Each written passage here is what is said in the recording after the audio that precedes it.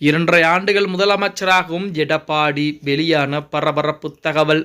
நண்பர்களே, அதிமுக தொண்டர்களாக இருந்தீங்க அப்படின்னா மறக்காம நம்ம சேனலை சப்ஸ்கிரைப் பண்ணிட்டு இந்த வீடியோக்கு ஒரு லைக் பண்ணிருங்க.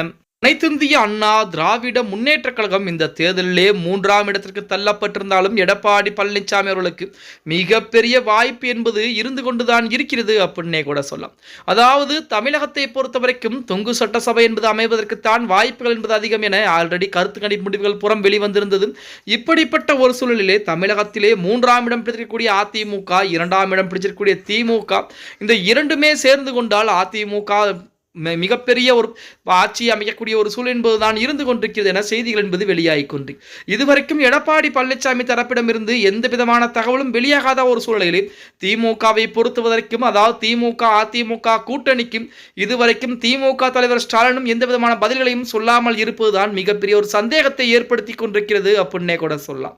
அதாவது தமிழக வெற்றி கழகத்தை இப்படியே விட்டால் அடுத்த 5 ஆண்டுகளும் தமிழக வெற்றி கழகத்துடைய ஆட்சி என்பது வந்துவிடுமோ என்ற பயத்திலே திமுக தலைவர் ஸ்டாலின் அவர்கள் இருந்து கொண்டிருக்கிறார். திமுக தலைவர் ஸ்டாலினை பொறுத்த வரைக்கும் தான் தோல்வியுற்றாலும் தன்னுடைய மகனை முதலமைச்சர் பதவியிலோ அல்லது துணை முதலமைச்சர் பதவியிலோ மீண்டும் அமர வைக்க வேண்டும் என முதல்வர் ஸ்டாலின் அவர்கள், முன்னாள் முதலமைச்சர் ஸ்டாலின் அவர்கள் திட்டமிட்டிருப்பதாக செய்திகள் என்பது வெளியாகி கொண்டிருக்கிறது. அதன் அடிப்படையிலே திமுகவிற்கு, அதாவது திமுக இருக்கக்கூடிய தொகுதிகளும் அதிமுக வெற்றி பெற்ற 47 தொகுதிகளும் மொத்தமாக சேர்த்தால் தமிழக வெற்றி கழகத்தை விட அதிகப்படியான தொகுதிகள் என்பது.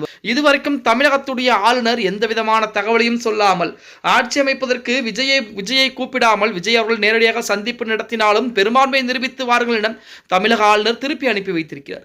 இன்றைய தினம் கூட தமிழக வெற்றி கழகத்துடைய தலைவர் விஜய் அவர்கள் நேரடியாக ஆளுநரை சந்திக்க இருக்கிறாராம். அப்படி சந்திப்புக்கு பின்பு என்ன முடிவுகள் என்பது எடுக்கப்பட இருக்கிறது என செய்திகள் என்பது வெளியாகும். இப்படிப்பட்ட ஒரு சூழலில் திரைமறைவிலே இன்னொரு பேச்சுவார்த்தையும் நடந்து கொண்டிருக்கிறது. அதற்காகத்தான் அதிமுக திமுக மூலமாக வெற்றி பெற்ற சட்டமன்ற உறுப்பினர்கள் அந்தந்த ரிசார்ட்களிலே தங்க வைக்கப்பட்டிருக்கு. அதிமுகவை பொறுத்த வரைக்கும் நேற்று தினம் ஆலோசனை கூட்டம் என்பது போடப்பட்டது. அந்த ஆலோசனை கூட்டம் முடிந்தவுடனே அந்த எம்எல்ஏக்கள், சட்டமன்ற உறுப்பினர்கள் அனைவருமே தனித்தனி அறையிலே தங்க வைக்கப்பட்டிருக்கிறார்கள். என்ன காரணம் என்றால் தமிழக வெற்றி கழகத்தின் பக்கம் தாவிவிடக் கூடாது, அதே போல அரசியலிலே எது வேண்டுமானாலும் நடக்கலாம் என்று நாம் அனைவருக்குமே தெரியும். இப்படிப்பட்ட ஒரு சூழலிலே திமுகவின் சார்பாக நமது ஸ்டாலின் அவர்களின் மூலமாக ஒரு பேச்சுவார்த்தையும் நடத்தப்பட்டிருப்பதாக சொல்றாங்க. அதாவது திமுக பிளஸ் அதிமுக இரண்டுமே கூட்டணி வைத்தால் கண்டிப்பாக தமிழக வெற்றி கழகத்தை விட அதிகப்படியான தொகுதிகளை கொண்டு ஆட்சி அமைக்கும். முதல் 2.5 வருடங்கள் எடப்பாடி பழனிசாமி முதலமைச்சராகவும், அடுத்த 2.5 வருடங்கள் உதயநிதி முதலமைச்சர் அல்லது ஸ்டாலின் முதலமைச்சராகவும், ஸ்டாலின் முதலமைச்சராவதற்கு வாய்ப்புகள் என்பது குறைவு என இருக்கக்கூடிய சூழ்நிலையிலும் மறுபடியும் தேர்தல் என்பது விஜய் ராஜினாமா செய்தால் அந்த தொகுதியில் இடைத்தேர்தல் என்பது வரும், அதிலே வெற்றி பெற்றுவிடலாம் என ஸ்டாலின் கணக்குகளை போட்டு வைத்திருப்பதாகவும் தகவல் என்பது வெளியாகி கொண்டிருக்கிறது.